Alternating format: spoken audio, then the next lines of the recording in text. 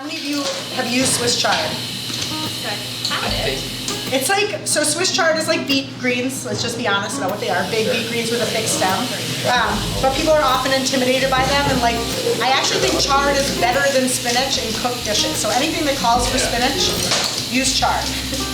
It's also less expensive, and a lot of spinach isn't that good. Like getting high quality spinach is pretty easy in the spring and the fall, but in the middle of the summer, spinach isn't that good. It tends to be really strong flavored, and chard is a much better stand-in my opinion. And you can use the stems, like, it doesn't taste like celery, but for the same texture as celery in dishes. So that's what's going on here. We're cutting up these things. Radishes, people often think of as a raw vegetable, and then they'll be like, oh, but they're spicy. If you don't like the spiciness of radishes, if you do, then eat lots of raw radishes. But if you don't, they're wonderful sauteed in a little bit of butter. They're wonderful cooked, so added to meats, just like you would add like a turnip or a potato. So you can use radish as a cooked dish, which you should be doing at this time of year, as well as just eating them. And radish greens, which we're not going to put in this, but we'll use them in the meatballs, are also edible. So people often throw away their radish greens.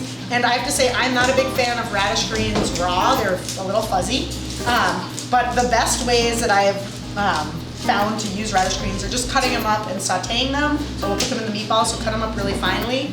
Otherwise, if you make a homemade ranch or creamy dressing, you can put some of them in and kind of pulse them in, and they'll just make a green dressing. So then you're getting even more greens in your dressing. So that's another way that you're kind of disguising them, but also using them, and they have a little radish flavor.